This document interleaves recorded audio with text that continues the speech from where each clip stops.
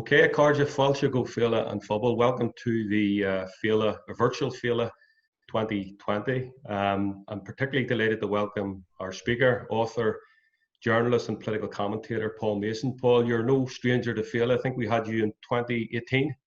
That's correct, and I'm sorry I'm not there in person this time. I hope things will get back to normal and I can come. Well, as you hinted there, we were due to have this interview at the RSO Canada, the new James Connolly Centre in the Falls Road, which is only yards away from where James Connolly's young family moved to Belfast in 1911. So I suppose we're doing the next best thing. We're on the first floor, as you can see, the James Connolly Library here, and I'm sure, Paul, you would spend an hour or two here over a coffee perusing James's writings and his publications. There's quite a selection here. So as you say, maybe next time that we speak, it'll be at the centre and part of maybe Féile 2021. So it's great to have you. How's lockdown been for you? I suppose we're in strange times. You've probably been busy with a lot of Zoom meetings, or have you had time? There's been a lot of Zoom meetings. I've actually just managed to get out of London, so I'm speaking to you from my caravan in Pembrokeshire in Wales, where the lockdown actually is still stricter. The Welsh have slightly declared semi-independence on lockdown issues. It's been very tough because a lot of my job is, as a journalist, it's about going to places and seeing, because anybody can read. You see this stuff that's going on in Portland, Oregon, these riots. Anybody can see it on the internet. The point about a journalist is being there and experiencing it. And at the moment, the bar for going anywhere is so high. But yeah, it's managed to get on a demonstration, went on a Black Lives Matter demo. But yeah, it's been very unreal, as I'm sure it has been for you and the people taking part in the audience. Yeah, no, it's been difficult times. I've just finished your book, Clear, Bright Future. So I'm hoping you've had some time maybe to prepare maybe another book. So I'm looking forward to whatever comes next. But listen, the title of your presentation is Capitalism After the Coronavirus. And I think you're going to speak for around 30-40 minutes. And I have some questions. And I know we have some from our Féile audience as well who are tuning in. So I'm going to pass over to you, Paul, and I'll come back when you're finished. So, great. Okay, thank you. Well, yeah, the title is Capitalism After the Coronavirus. And I think anybody who predicts anything at the moment is just being a bit silly, because what we have to talk about is a range of potential outcomes, and the range of potential outcomes is very wide. Because let's just consider that this is a virus. It emerged probably December last year. We don't know enough about it. We know it's a coronavirus. We know the various people working on the vaccines and the science know stuff about it, but nobody could safely predict that that it's just going to be something that is captured by a vaccine in the next 18 months. The whole world gets vaccinated and it goes away. We know more about the way it affects different parts of the population. We know quite a lot, and it's fairly clear in most countries that there's a big socio-economic divide between. If you look at the British map of where it's killed most people, it's where most poor people live, and we know there's a big black and minority ethnic impact as well. But it may be that we have to live with it for a decade or more, or forever, like with HIV. So anybody who says, well, the economic range of outcomes is between A and B, those A and B outcomes have got to be pretty wide. Even in terms of deaths, you look at the USA, where there's clearly the beginnings of the second wave taking off. 150,000 COVID-related deaths already this year. Britain, 45,000.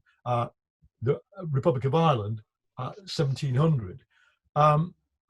But I would just talk you through some of the projections and figures from people I trust, as far as you can trust any projection. In terms of the UK economy, PricewaterhouseCoopers last week, they've been pretty good. They update their projection every month according to the real things like what Google tells them about how much people are moving around, because you can tell from mobile phone data.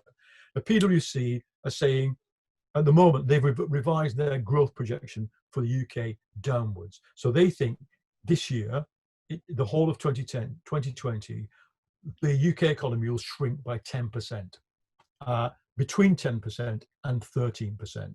The OECD, Paris-based think tank, was projecting between 9 and 14%. So you can see, a lot of economists, on the basis of the evidence we have so far, are saying basically there's been this massive slump in the middle of the year, and no matter how many times people talk about the so-called V-shaped recovery, it was never likely to happen. And now the British Office for Budget Responsibility, which is the Treasury watchdog, has abandoned its central forecast of a V-shaped recovery. So for those of you who like shapes, I think the best case scenario at the moment is it's like a Nike swoosh, that it's gone down massively and then it comes back slowly. Now, all of that is projected, all of that rather is conditional on the idea that we just have one big hit of coronavirus and we've had it. OECD says if we get a second strike or a second wave towards the back half of this year, this is the kind of difference it makes. For them, October, November, December this year, for the OECD, if we've only had one hit of COVID, by October, November, December, the UK economy is actually growing at 25%. If we get a second wave, it's shrinking at 21%. So you can see the range of outcomes is huge. And we just have to, what I say to, policymakers, politicians, and business people who are saying, we must get the economy back to work, it's vital, because it is, and we'll come to why. The best way to save the economy is not to have a second wave of coronavirus. And that's why I've been very supportive of all the politicians who've wanted to really hit hard this first wave, as hard as you can, no matter what the short-term economic cost. And as we'll see, the economic cost has already been huge. Because we've got already the worst slump in modern British economic history. It's already worse than 1921. And what you've got to bear in mind here is that because the government has thrown money, so they originally said, well, we might need 30 billion of extra spending. Within 2 weeks, they were saying we'll need 330 billion of extra spending. Debt is going through the roof. British debt is now already, it was 75% of GDP when this crisis broke out in March. It's now 100% of GDP. And on the best projections, it's going to be about 110% of GDP for the foreseeable future, even without a second wave of COVID. But the way you've got to think about this, for those of you who remember the Lehman Brothers crisis in 2008, the global financial crisis hit like a hammer. Banks went bust on day one. Insurers went bust on day two. States were looking at going bust by week two. People who've experienced the Republic of Ireland's near bankruptcy in the 2010-2011 crisis will remember that kind of bang that happened. This isn't a bang.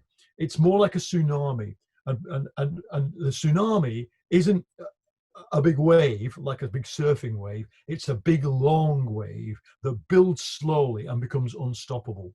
So what are we looking at? Under accountancy rules, if you're 30 days late with repaying a debt or with an interest payment, your accountant can presume that you will be paying it. By the time you get to 90 days, the ability to contest whether or not you're bankrupt is really, really small. If you haven't paid anything for 90 days, then that business you were supposed to pay probably also hasn't paid anybody for 90 days. And the tsunami builds like that. And that's why we're only now seeing the job losses. In the second half of this year, it's no matter how far down the scale of bad or not so bad it gets, there will be a tsunami, I'm afraid, of job losses, of insolvencies, of home repossessions, and the rest of it. But I'm sorry to say that's not the real problem. The real problem for me as a political economist is that the economic model of capitalism that we were running even before this crisis hit was already broken. We call it on the left neoliberalism. A great definition of neoliberalism by my friend and colleague Will Davis from Goldsmiths University is the coercive imposition of market norms of behavior across all parts of everyday life.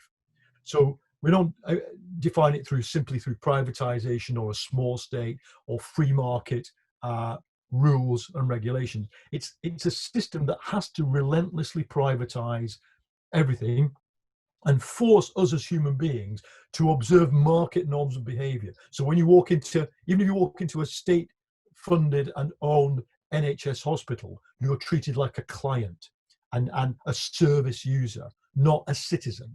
That's what neoliberalism is to me.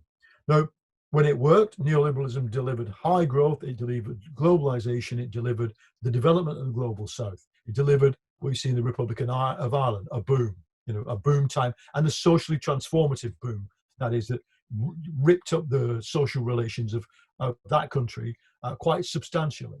But no, it doesn't work. And it's not really been working since 2001, when the first big financial crisis hit. And since 2001, we've now had 3 boom-bust cycles. So you get the dot-com slump. What's the solution? Central banks print money, and businesses and householders borrow money. So debt rises. That debt circulates into the global financial market, where it produces another boom-bust in the form of the housing boom-bust in 2007, 2008. Bang, it goes. What do? Central banks print money, dole it out to people. Governments, households, and companies borrow, 75 trillion more between 2008 and 2020. So you can see the pattern here. And then COVID hits. Now, COVID looks like an external shock. We'll come to, as it were, what's economically relevant about it in a minute. COVID hits. What's the solution? Borrow and print money. So we're in a borrow and print. I sometimes wake up and think, I'm not really living in a capitalist economy.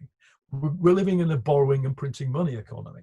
One of my business contacts works for a big hedge fund, working on the bond market. And he basically says to me, I didn't come into, came into business to get rich. I came into bond trading to basically play the market, but there is no market. It's been replaced by state decisions. He compares his own job now as to being similar to a Soviet planner, basically managing the economy through the bond price. Now, why did we have to produce an economy based on central bank monetary expansion and high borrowing? Because it wasn't producing growth. And in the developed world, the global north, it was producing meager growth, but high inequality, so that wages are not sustaining demand anymore. What's sustaining demand is borrowing and creating money. And that's what I mean by the idea that neoliberalism is broken. As an economic model, of course, those of you who remember the End of History book by Francis Fukuyama will remember that we were sold the idea that liberal democracy and free markets go together and are together the end of history, the pinnacle of human development, and nothing better can be imagined. That was what underpinned Margaret Thatcher's famous phrase, there is no alternative. Millions of people, this is what my latest book, Clear Bright Future, deals with. Millions of people have internalized that idea, that there is nothing better than no alternative. So the policy elite finds it impossible to imagine how they get out of this. It's quite different in this sense to the 1930s. By 1931, the British economic model had hit the buffers. Free trade, the gold standard, government paying high amounts of interest payments to the kind of Downton Abbey set. Where did the Downton Abbey family's money come from? Lending to the British government and from lending to railways in Iraq. We hit the buffers, and the left said in 1931, 1930, in fact, in the shape of the guy who later became a fascist, Oswald Mosley, was then a Labour MP. And he said, look, end free trade, empire protectionism, stop doling out money to the rich, and state intervention to rebuild the economy. Eventually, the people who came to represent that were Labour, Nye Bevan, a few Labour people largely forgotten now, James Maxton. But it was clear because they had behind them a kind of a rising economic orthodoxy in the shape of John Maynard Keynes, because Keynes was telling the politicians do exactly what the left are saying. What we've got now is the realization that this model doesn't work among large sections of the political elite. So you've got people like Larry Summers, who was Bill Clinton's Treasury Secretary, leading a debate whose kind of title is secular stagnation. The idea of permanent stagnation has been created, Summers thinks, by a combination of high inequality and rapid technological change, because the technology makes it cheap to do business, so you don't need to innovate and borrow it so much. So it's not just kind of heterodox thinkers like me who are seeing the model of capitalism as being doomed, but the problem is that within the capitalist elite, nobody can think of a solution. And so what I think, a lot of my work is focused long-term on what I believe is a transition to what I call post-capitalism, which is basically, there's no value, and there's no economic and exchange value in the Marxist sense in new technology, in information technology. It creates usefulness, but it doesn't create extra value. Because for me, for orthodox Marxists like me, the source of value is work. You don't need much work in an information-rich economy. But I always, in my book Post-Capitalism, thought of that as a long-term transition. It will take a century. And we'll come to the other problem of the climate in a minute. But right now, we're facing an acute crisis. And that acute crisis consists of the following. The economic model doesn't work. Plus, it's being hit by climate change. The feedback loops, the unpredictable feedback loops are already observable. While we're obsessing about COVID, last year, the tundra was on fire in Siberia, the Australian bushfires, the worst ever. The ice cap is melting at a record rate. Now, this will disrupt the economy soon, the world economy, in an irreversible way, if we let it. And then we've got the coronavirus. See, a lot of people are saying, well, what a pity for capitalism that the coronavirus has come along and spoiled our lovely recovery. No, it's not a coincidence at all. You can imagine a form of capitalism that wasn't based on carbon. If they'd have stuck with water power, maybe capitalism, like one of these cyberpunk novels, you can imagine an entire alternate future for capitalism whereby it didn't produce global warming. But capitalism has always destroyed its environment. It's an even more fundamental thing it does than burn carbon. And this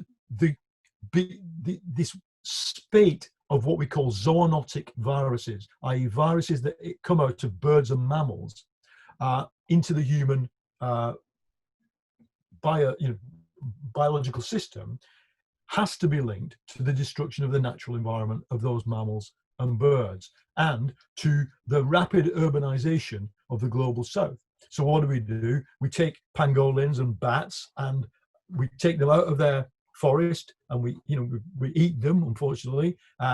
We destroy their natural habitat, and the people who get the virus are people, in China this time, living in very, very densely populated cities that are, semi-slums. Whatever people say about China, I've been there.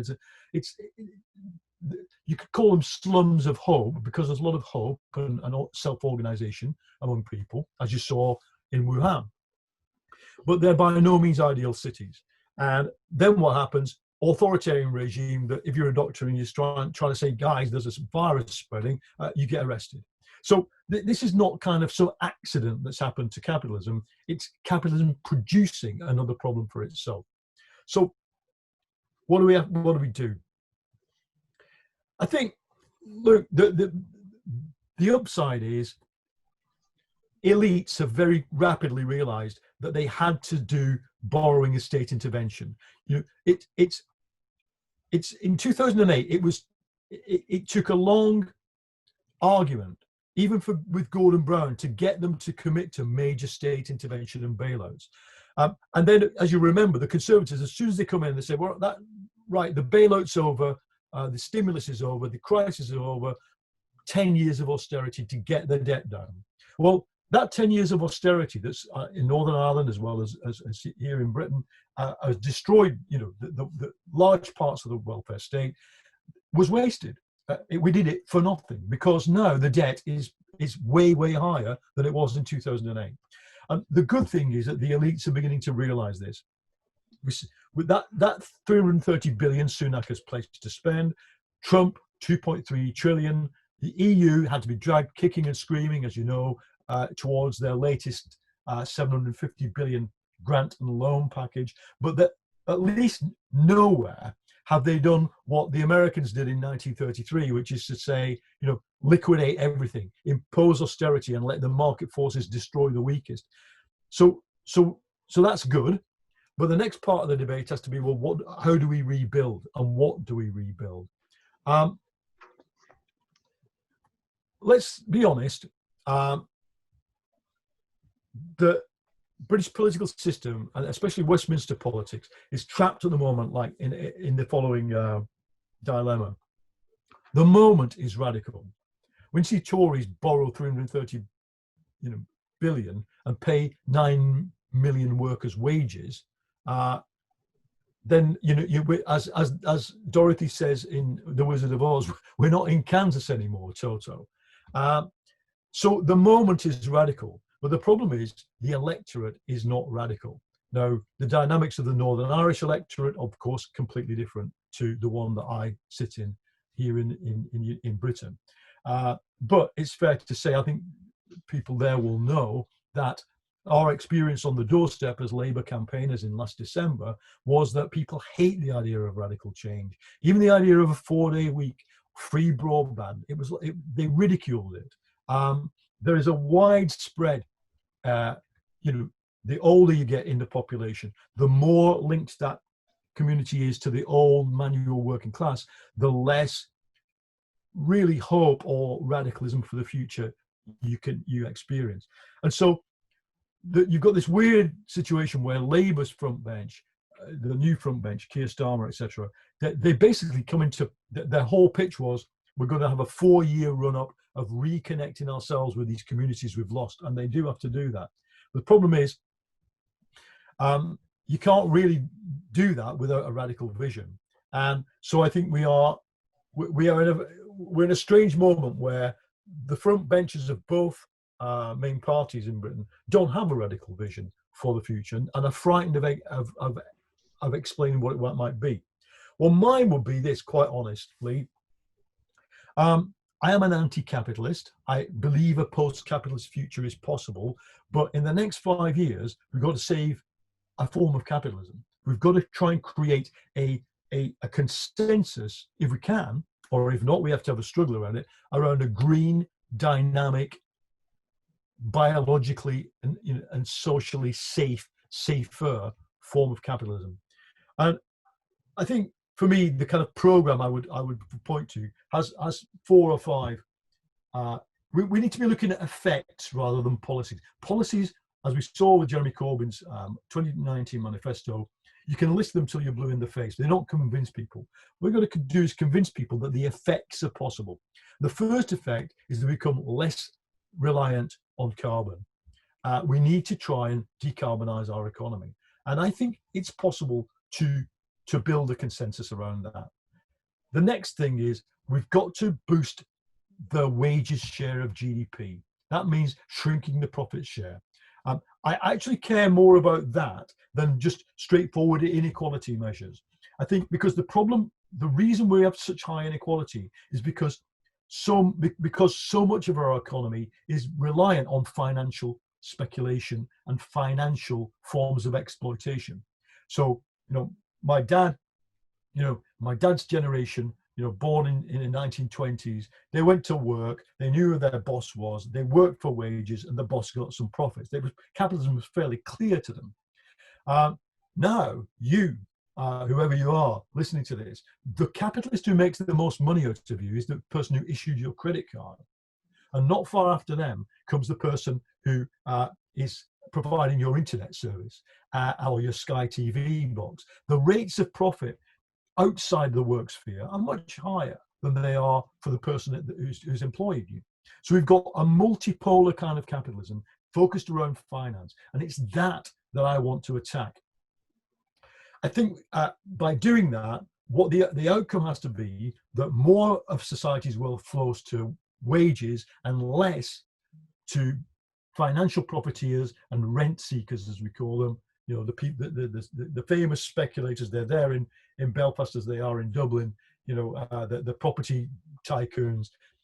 If you can abolish child labour, you can abolish their business models as well. So that's the radicalism I think we need to embrace. John Maynard Keynes called this in the 1930s, distastefully actually, but we'll put quote marks around the phrase. He wanted the euthanasia of the rentier, the euthanasia of the rent-seeking class. And I think that's not, so what does that mean? Amazon, Uber, the oil giants, the property speculators, people who are not really producing wealth, but they're standing between the producers, the workers, and genuine businesses, and raking and creaming off money. So I think that would be my model. And at the center of it has to be, we have to build a much more resilient health and social care service, because we just, as coming back to what I said at the beginning, we do not know whether this is a 30-year virus or a 30-month virus. And if it's a 30-year one, there'll just be recurrent, recurrent recessions. And most of the banks and businesses that are existing now will not have a business model. Some will, like Amazon, if we allow it to, because it will dominate retail in the next 10 years as analog retail falls apart. So look, when I do this talk to businesses, they all say end on an upside, and I have to say that it's quite difficult to end on an upside, because it's not I didn't invent the coronavirus. It's a fact. It's here. It's devastating whole economies, and it hasn't even started in some parts of the world. We have to. The most honest thing to do is to face facts. But the upside for those of us who are critical of capitalism, and I know that many of Féile's audience stand as part of the community that does have a critique of the existing society, the upside is we're at last allowed to think big thoughts about the future. And I think the big thought about the future is we have to use, if we don't use this crisis to project a radical vision different from the last 40 years, the right will come. And they're already doing it. You see the British state ripping up the civil service, bringing their cronies into all kinds of artificial intelligence and machine learning contracts with the state that are basically covert surveillance contracts. All of that now, I think, is the terrain of politics. And I think that I would say to people listening, all you can do is get stuck into it. And when we can, as I said before, almost the first thing I did that wasn't lockdown was to go on one of the Black Lives Matter demonstrations in London. Now, I live in South London, where there's a big black community. And I have to say that even if you say a third of the people on that demo, 30,000 people, even if 10,000 were white leftists and white local people, that was still the biggest black demonstration I've ever seen in South London. And in other words, there is a huge pent-up desire for change coming out of this coronavirus. People who know their history will know that, after the Black Death in the 14th century, a similar kind of psychological decision that people have had enough, that the old institutions didn't protect them. That's what happened. And I think we face that opportunity now. So that's my upside on which to end. Thank you. Thank you, Paul. I mean, obviously for a number of years now, you've been arguing that we'll be forced into a new economic model. You call it post-capitalism, and you've written extensively about that. And that's for different reasons. The climate emergency has probably catapulted that forward. and also the economic necessity to deal with a very aging population. And I know that you quote John Holloway in your book, you know, that the way to achieve what is needed was to create cracks in capitalist domination, spaces or movements in which we live out our dreams of being human. Is this moment, and it feels like this is a moment, is this moment with the tragedy of COVID-19 and what has passed in the last number of months, one of those cracks that we potentially need to get organised, and maybe an opportunity to remodel the economy and change our society in the future? Well, I think it obviously is, but that John Holloway quote it represents in a way a strategy that the left, you know, the anarchist and autonomist and green left adopted over the last 20 years, that I do think has reached its limits, because creating cracks and living in the interstices, living despite capitalism, is something we've all been trying to do. But I think the scale of this crisis means it's unavoidable that you need to be in control of the national government. You need to win elections, form progressive governments, left governments, and take control of the state. Now, you know, I know for the Northern Irish audience that is obviously a you know, which state, number one, and you know how will be the next thing. But for those of us here in Britain who do want to participate in the Westminster parliamentary process, and indeed are obliged to do so by the fact that if we didn't, the Tories would simply be in power forever, that it's that now that I think we have to focus on. The from below stuff is good enough, but it won't. You know, we need to start decarbonising. No, you can't decarbonise rapidly enough from below, and so you know, in a way, my political project has moved not so much on from the post-capitalism book, but it's more concretized and focused, and has been since 2016 when I left, you know, Channel 4 to become a kind of more open left-wing kind of speaker and thinker. It's been very focused on Labour, and it still is. I think Labour, in alliance with other progressive parties, the Progressive Nationalists, Scotland, you know, and Wales, can and has to form some kind of a government in 2024. And what we do between now and then isn't a kind of let's do something else because we're not in power. I think everything you have to do is points towards a left government coming to power in 2024. Because if it doesn't, we'll have had 2 decades of rule by these neoliberal, elitist, right-wing nationalist, you know, British imperialist Tories. You know, you can kiss the climate goodbye. So I think it's as serious as that. Well, just on that, you're obviously a keen supporter of Jeremy Corbyn and his leadership of the Labour Party. What do you think of Keir Starmer's leadership, his handling of the pandemic, and obviously the different direction he may take the party in? Yeah. Well, look, I did support Jeremy, and I, you know, I'd continue to appreciate Jeremy, but in reality, me and Jeremy Corbyn's inner circle went separate ways from around about May 2019, because I was a strong advocate of Labour opposing Brexit, not because I love the European Union, but because, you know, 90% of its voters opposed Brexit, and all of it, you know, 90% of its activists did. And I feared that if we didn't actively oppose Brexit, what would happen is that offering Brexit to those people who, like, I'm from the north of England, my town's gone Tory, because I have good connections with that town. I just thought there's nothing will get them back, even offering them Brexit, because the next thing, once you've offered Brexit, what the people who wanted Brexit in my town want is an end to immigration, full stop. So I just said to Jeremy and to other people, we've got to decide on Brexit. And because they wouldn't decide, then what then happened? To be quite frank, they very naturally run the party as a kind of faction. You know, everybody involved in politics knows you've got to be ruthless. You've got to be, you know, you've got to have control of everything. Once the left in the party split over Brexit, what happened, quite frankly, was they just started fighting each other quite bitterly over Brexit, using the same factional methods. So excluding people here, working a flanker here. It wasn't a pleasant experience for me or many of the people like me. So that's why when it came to replacing Jeremy, and I'm sorry he went, you know, I would have loved someone like John McDonnell to take over, Clive Lewis. Clive Lewis didn't get on the ballot paper.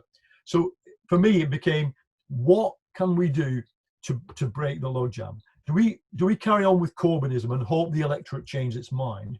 If we do, we run a risk of losing in 2024. So I made a decision to back Starmer. I was part of an inner circle who discussed with him what the basis of that campaign was. But then once the campaign set off, it was quite clear that lots of people from the centre of politics moved in. Yeah, I voted for him. I think that he's been too timid, but I understand why. Because, look, Starmer is not driving all this anti-Jeremy stuff. That stuff is being driven by the right of the party, the traditional people who are trying to, you know, the BBC journalists now suing Corbyn. You know, the people from the elite and the establishment who always wanted just to destroy him and his project. I've been on the receiving end of their stuff. I know how toxic it is. Starmer is not driving that. What he's trying to do, however, is this, quite simple. You've either Labour builds a broader coalition that allows it to include people like in Stroud. Stroud's a country in the west of England that went Tory because 3,000, let's put it this way, very left-wing people voted Green, knowing that they would put the Tories in because they just didn't think Labour was green enough. So we have to keep them in an alliance. So we have to win Stroud back by satisfying basically Extinction Rebellion. And we have to win my hometown, Lee, back, where, you know, basically it's impossible to appear on the doorstep in parts of the town. Merthyr Tydfil, you know, not far from where I am now in Wales, Labour, and still Labour voting town. Difficult for Labour activists to get a stall out in the town centre saying the word Labour on it because they get verbally harassed. That's the problem we're facing. We're facing something that Northern Irish people know, have a century of experience of. That is the culturalisation of politics and the turning of politics into an identity competition. Now, Starmer, I know for a fact, is committed to trying to solve that by building Labour into a broader coalition. And I think that's what he's trying to do. I think once the coronavirus, let's say this, we've got the left, me included, saying you need to be more radical. I want to see a radical vision from you. When the Labour MPs and ex-Labour MPs who are no longer MPs go to those northern towns that Labour lost, northern English towns that Labour lost, what they say is support the government on coronavirus. Don't make this political. So the culture war is even there in the response to coronavirus. Black Lives Matter. Starmer has been hammered by the left for not being strong enough supporting Black Lives Matter. I can tell you that in the places where we lost the election, they don't support Black Lives Matter. So here's the problem we've got. We need a political strategy to overcome this. Otherwise, we're permanently out of power. So I think, you know, if the coronavirus subsides and we return to normal politics, I think that's where you see the radicalism of Starmer. The problem becomes if we don't see that, if we were in a permanent crisis, the radicalism has got to fight its way out. So that's my view of where we are now. I mean, it's not a happy place to be a British left Labour Party member at the moment because you're just wanting to unleash a radical vision, but all the anecdotal evidence from the places we lost, say, it would just go down like a lead balloon. Okay, I wanted just to touch on Brexit, that issue that preoccupied us for a number of years before the COVID-19 pandemic came along. And it's been absolutely a massive issue in this part of the world, as you can imagine. Boris Johnson recently visited Scotland to try and garner some support for the Union. And we've heard his new big idea, this bridge from the north of Ireland over to Scotland, obviously a distraction tactic again from Boris, from other problems. And you've seen that he has been a great recruiting agent for Scottish nationalists, both in terms of his hardline views on Brexit and also his total incompetence in terms of dealing with this pandemic. the north of Ireland as well, this issue of United Ireland has been brought front and centre to the political agenda after Brexit as well. So would you agree that the twin forces of Brexit and this COVID-19 emergency has the potential to change relationships within these islands and potentially even the constitutional arrangements that we are currently involved in? I've written, I think the United Kingdom will be over by 2050, but the form that its breakup takes depends on what we fight for now. So let's go through the Brexit situation. On the 3rd of February, Boris Johnson outlined his real strategy, which is he doesn't care whether it's a hard Brexit or a no-deal Brexit, because his aim was, as he said, Britain's going to become a buccaneering nation in a globe. We'll rip up every trade bloc, whether it's, you know, basically Britain was going to become a kind of WTO advocate, so of ripping away all trade deals that are not basically free trade. So it didn't just want to leave the European Union, it wanted to, its strategy, it's fairly clear, was to break it up. And that's why you get these nutcases, let's put it politely, inside the Tory party, who could keep trying to, I think the word is troll people in Ireland by suggesting that Britain and Ireland form a single united economy, known as Britain, Britain in the year 1916. No, they are not joking, because that's the only solution for them to basically rip up the European Union. However, what's the problem? And if you remember, Boris Johnson's first mention of COVID-19 was in a speech about Brexit. 3rd of February in Greenwich, he pointed to the paintings on the wall. He said, this is where it all began, the British Empire. And he says, we're not going to let this COVID virus get in the way of free trade. We're going to be the buccaneering free traders. He actually said, we're going to be the Clark Kent bursting out as Superman. One country has to do it. A month later, that vision was in ruins because coronavirus has collapsed world trade by a third. And in case you haven't noticed, America and China are now in a trade war and an increasingly bitter geopolitical conflict as well. So that the world Brexit was designed for has gone. Now, the problem is that they're not going to back out of hard Brexit. And here's why. The coronavirus will, as I say, damage the economy by at least 10% this year. The worst case projections for what would be bad about a no-deal Brexit was 7% over 15 years. So they know that they can swallow the economic damage of a no-deal Brexit for Britain. Let's come to Northern Ireland in a minute. They can swallow that damage in the costs, what it's going to cost them to survive COVID. And that's the problem. So I think they're determined either to, the no-deal Brexit, which I think is increasingly likely, will look like a forever transition. So they'll say, we've had no deal, but we're not changing anything. It's up to you to change what you want. Now, I think that has big implications for the north of Ireland. And it means that this is why Varadkar originally did the deal, because the threat is that the Republic has to start dividing the island. That's what the threat is. Now, I think the outcome is fairly clear. There's going to be a de facto border in the Irish Sea. I'm not far from Fishguard here. That'll be the border. That'll be the border. Fishguard to what is it called? The other side. Forget the port in the south. So yes, geopolitically, what does that mean? I think when I was at Féile 2 years ago, it was the first time, as I recall, that you'd had people from the unionist community in the north actually at Féile talking about what would a united Ireland look like. But I think there's going to be a de facto united economic area from January, and how the DUP gets its head around that, I don't know.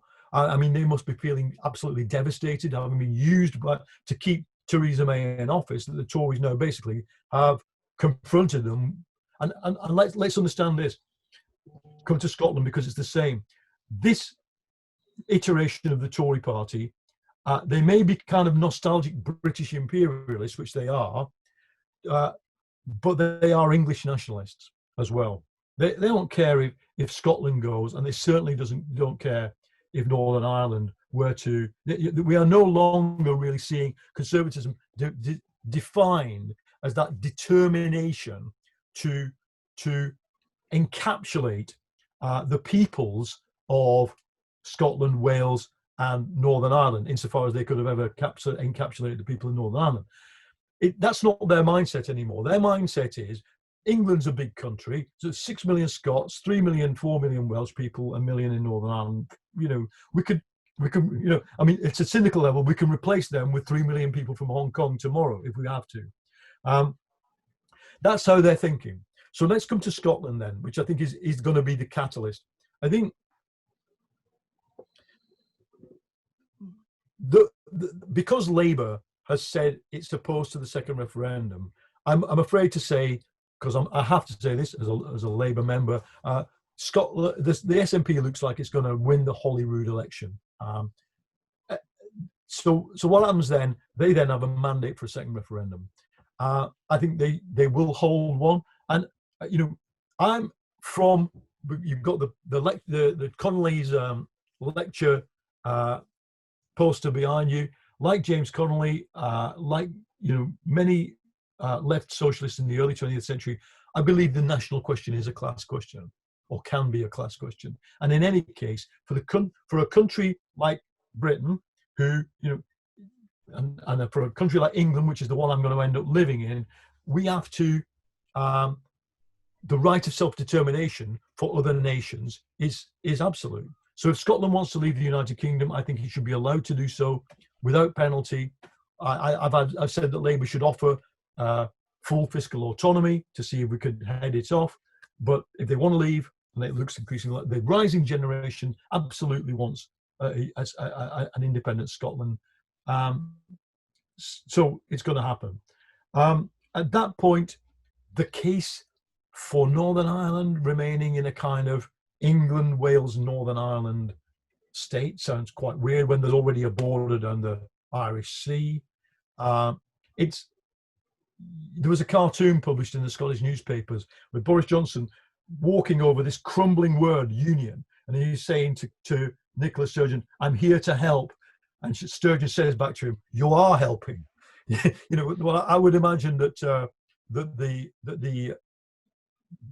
both the constitutional nationalist and the Republican traditions in Ireland would say you are helping, because he is basically helping towards that.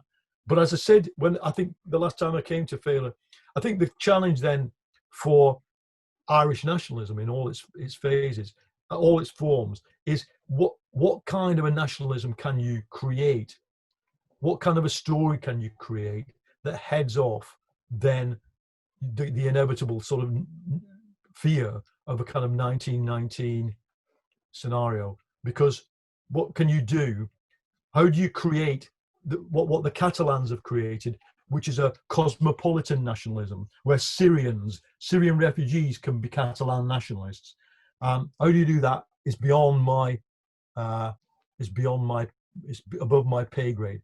But I think that's where the people listening to this from the anti-unionist community will have to be thinking about, just as the Scottish nationalists are having to think hard about what do we do to create a story if 40% of the population of an independent Scotland have voted against its existence. That's still a big problem for them. And as you know, there is a sectarian dynamic in Scotland. There is an overlap increasingly between that sectarian dynamic and pro and anti-unionism in Scotland. So that's going to be their problem as well. You'll know in Scotland there's been big recent anti-Black Lives Matter mobilisations by the Loyalists. In fact, the most successful far-right demonstrations in Britain were in Glasgow because of loyalism. Okay, I just want to just bring you across the Atlantic to the United States. Obviously, we're less than 100 days to the election, and the pandemic has upended Trump's re-election campaign. I think at the start of the year, the Republicans in the Senate had acquitted him at the impeachment trial. He was riding high on the economy, in his own mind at least. Things look very different now. You're approaching over 400 million infections, thousands of people killed by the pandemic.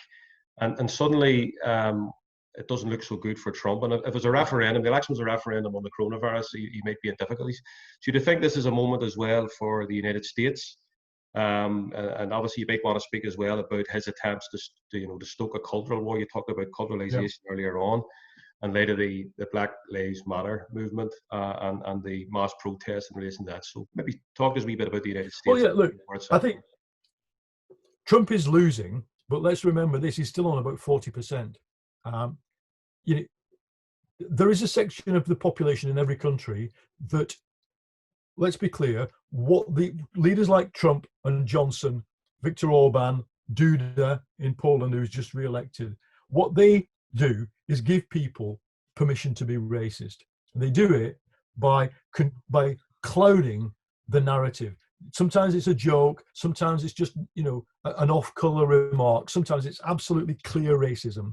And what we found in Britain, and what I think is the same in America, it's what you've got to worry about is not the far-right nutcases. It is that section of the population that will vote for any Conservative Party as long as they're given permission to be racist. That's Trump's only card. Now, what's he doing? Pay very close attention to this thing that's happening in Portland, Oregon. The United States system, the police are controlled at state level and at city level. And Portland's it's basically a very trendy, very white, very well-off city. It's another Seattle, and they've been very pro the Black Lives Matter. And so Trump sent in federal troops to override within a small compounded area the state's rule of law. He's going to do this in more and more states. If he does it he started it in Chicago. If he does it in New York and San Francisco and Los Angeles, then what will happen is there'll be an uprising against it.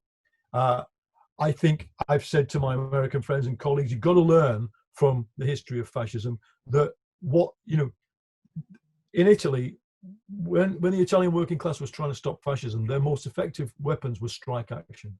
And I think we're beginning to see Black Lives Matter movement thinking about strikes, talking about strikes. We've seen a small Black Lives Matter strike. I think it's going to get very, very scratchy. He's going to try and use the coronavirus to call off the election. He's going to try and invalidate postal voting. He's going to cling to, but then when, in America, as you know, you win on whatever it is, the 7th of November, you don't leave office till mid-January. That period will be one of the most challenging periods for American democracy.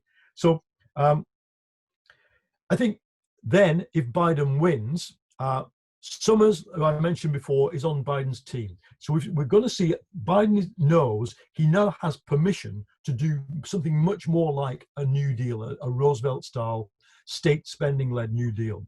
It'll be the usual bunch of corrupt people that there are who run the Democratic Party. You're never going to get rid of them. But I think you're going to see an opportunity for radicalism.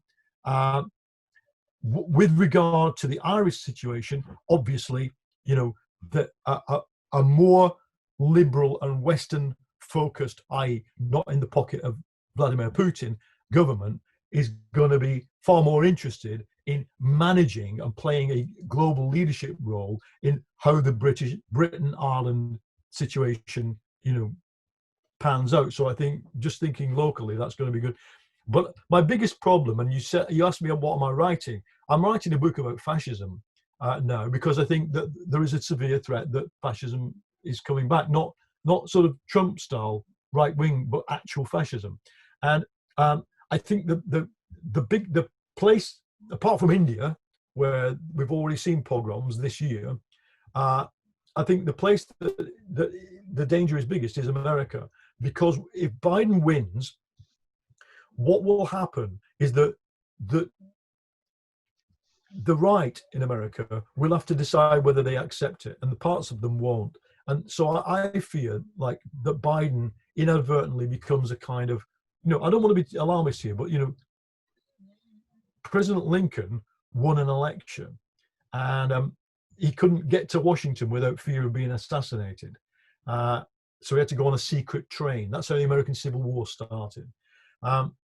there are quite clearly people on the American right who want conflict, and I think they'll stage some kind of an insurgency. And what will have to happen, I'm afraid, is that the only thing that stops fascism is the rule of law. If you study and read my book when it comes out, because it's about this, the history of how Mussolini came to power, the workers weren't strong enough to stop him. What could have stopped him was the police and the army, and they didn't want to. So, America could within 18 months be in that situation.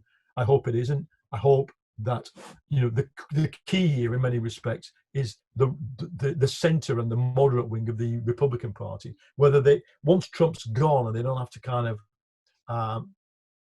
let's use the polite phrase, kowtow to him, whether they wake up and kind of rediscover their basic commitment to rule of law and the Constitution.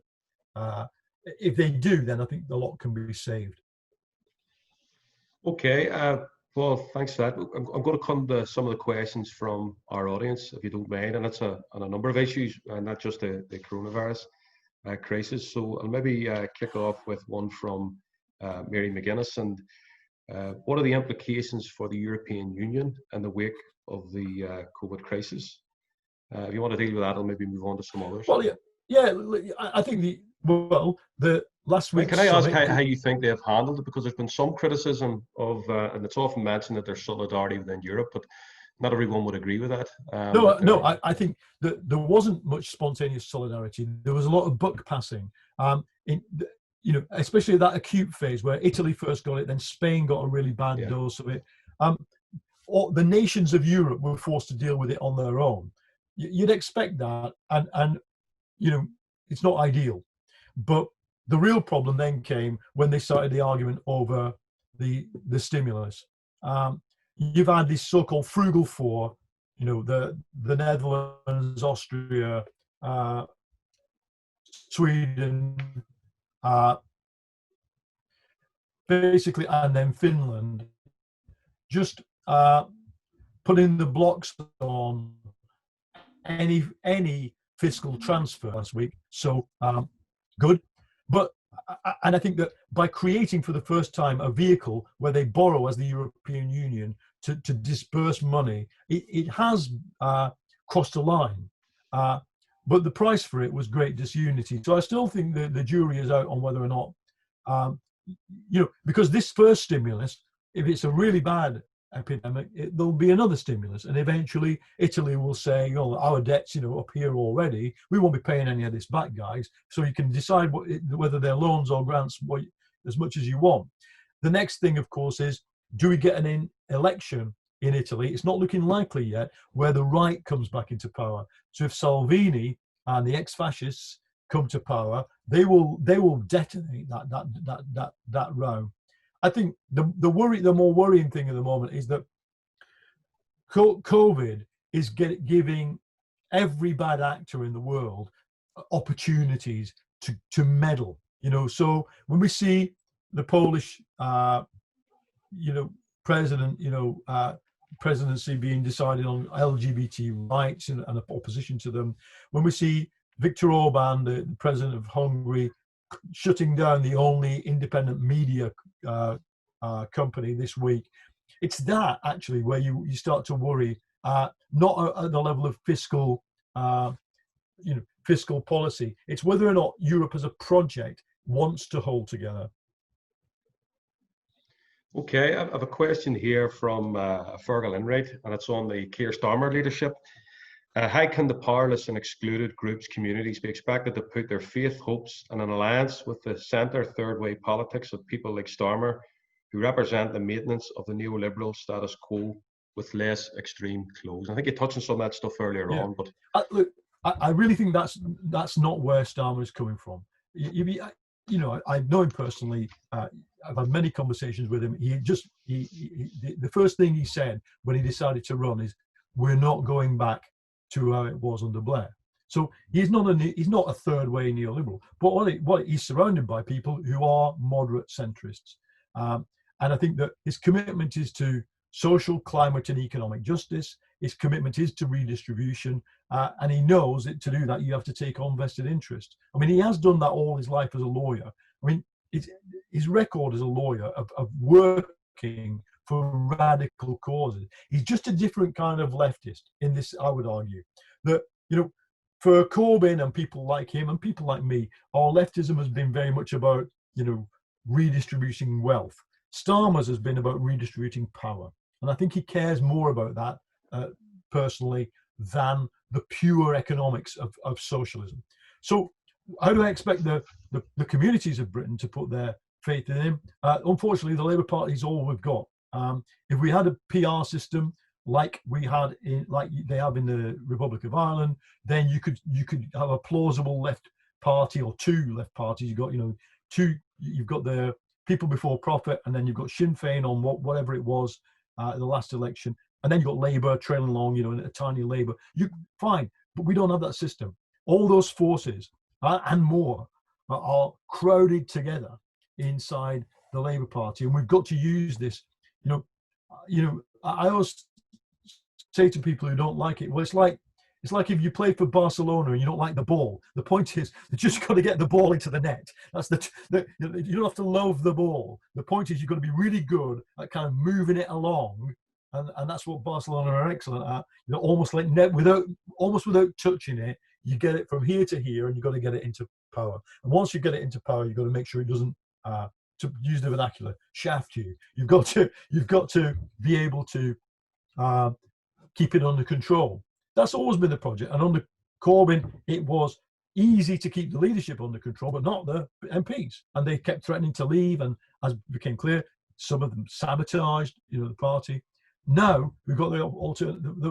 We have to share that leadership with a much more diverse group of people. It's going to be tougher.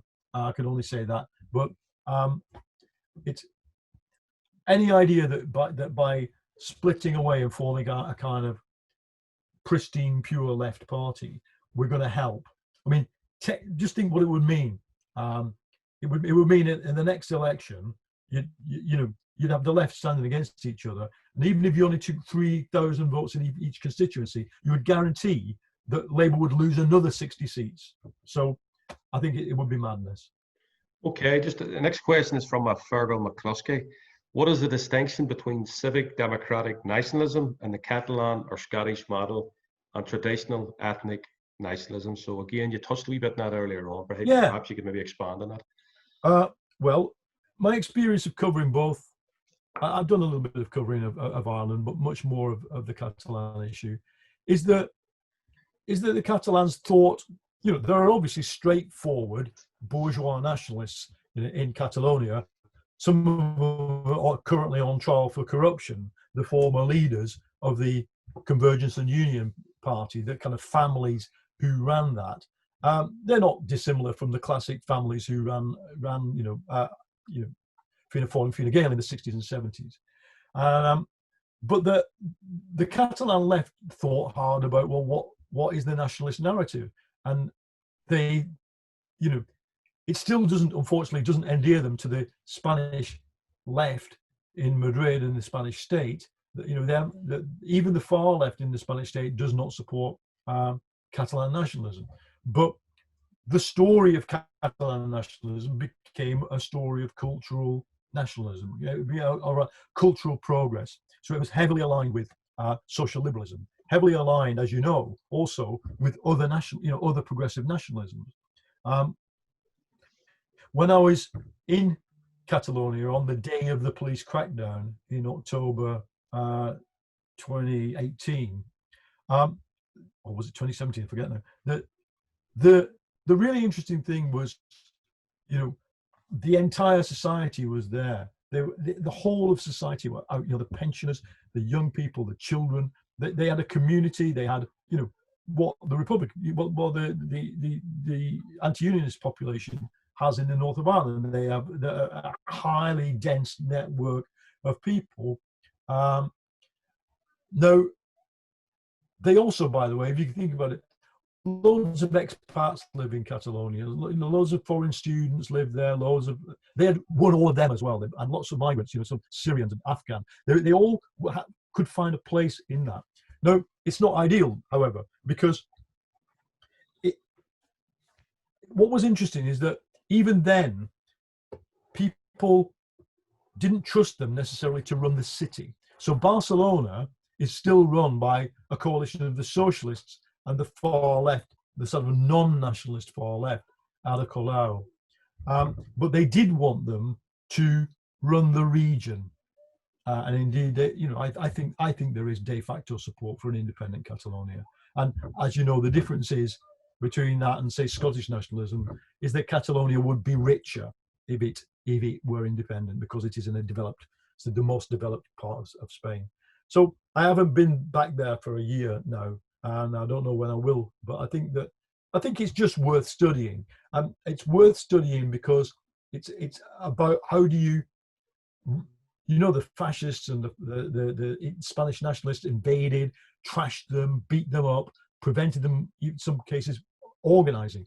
But how do you deal with that in a way that doesn't just reflect a mirror back to the oppressing state and just accept, yeah, right, okay, now it's war, now it's culture war. I think the most intelligent Catalan nationalists continually try to think about how to absorb this kind of right-wing fascist attack. I mean, unfortunately, in the end of the day, one of its biggest impacts, however, was the rise of the actual fascism in Spain. Vox, now it's a big party now, it's setting the agenda. The country with the most political violence in Europe is Spain now, and it's directed against the political left. That didn't happen when Catalan nationalism or Catalan independence and nationhood wasn't on the agenda. So you see, actions call forth reactions, and the classic lefties in places like Madrid, London, their response to the national question is always, if only it would go away because it's causing me all these problems. It's now screwed up my lovely economic agenda. I have to think about something else. I think Connolly teaches us, and to be quite honest, although I'm no major fan of Lenin, Lenin also taught us that the national question doesn't go away. It's the route to a left-wing solution is to understand that the national question is real. Okay, well, I'm gonna end where I started with James Connolly. He's a man, obviously, of a radical vision and formidable ideas, and in my view, those ideas are as relevant today as they were 100 years ago when he was executed. So what do you think he would make of the state of capitalism today, and would he see opportunities for revolutionary change at this point in history? I think, James, first of all, obviously it's an honour to be speaking virtually in the Connolly Centre. I didn't know much about Connolly as a kid, but obviously when I went to university, and it was at the time of the Troops Out movement, you were taught about Connolly. But I think the thing that he wrote that sticks with me the most is Socialism Made Easy, which was his 1909 pamphlet that was aimed at the American working class, and actually played a radicalizing role in the British labour movement, because Tom Mann, who by this time was older guy, who'd founded the mass trade union movement, when he read Socialism Made Easy, he was in Australia. He came straight back to Britain and decided to organise what we now call the Great Unrest, the 3 years of mass strike action, 1911. So I think what Connolly says, I've got it here in front of me, the fight for the conquest of the political state is not the battle, it's only the echo of the battle. The real battle is being fought in every day to control industry. Connolly says an amazing thing. He says, the power of this idea cannot be overestimated. It invests the sordid details of the daily incidents of the class struggle with a new and beautiful meaning. Now, I think is the lesson I would want a modern left to be based on. I've been going on about the need to form a government, but that's only the echo. That won't happen unless the real battle, which is that we solve this problem of acute cultural distress inside working class communities by, as Connolly says, investing every detail of what we're doing with a significance. Now, it's easy for me to sit here, in my caravan saying that. It's hard on the streets of a very depressed town like Leigh, Mansfield, wherever, Rotherham. It's very hard to do that. But I think that we need a generation of left activists who can learn those lessons. And those are certainly the lessons I take away from Connolly. Obviously, his journey from the syndicalism of 1911 and Liberty Hall from the to the revolutionary uprising and insurrection of 1916 was a journey, and it's a journey that I think was inevitable. As you know, at the time, the left said, well, this is a kind of diversion. It turned out not to be. It turned out that that in many ways you could date the revolutionary period that followed the First World War from the Easter Rising, and I think the Russian revolutionaries came to see it that way. So Connolly is someone who's I think obviously iconic in the Irish labour movement, but needs to remain iconic in the British labour movement, and I will certainly do my best to see that he remains so. Okay, listen, on that note, Paul, again, it's a pleasure speaking to you as usual, and thanks for participating again in Féile, albeit our virtual Féile in a very different way. Yeah. Hopefully the next time we have you will be in the Connolly Centre in person. It will be great. And we can take you through the library and through the museum here, and I'm sure you would enjoy that. I know you've done the virtual tour, but it's always better being here in Belfast and doing it, maybe with a pint of Guinness. As long as it's not a virtual pint of Guinness, we can try that. Listen, ngéarchéim to all of those people who have been watching online as well, and there are a number of events at Féile. We hope to see you again very soon. And my dog's here to tell me it's time to go. Cheers. The dog's here, time to go. Yep. Yeah, she's here. Thanks, Paul. Bye now. Cheers, thank you.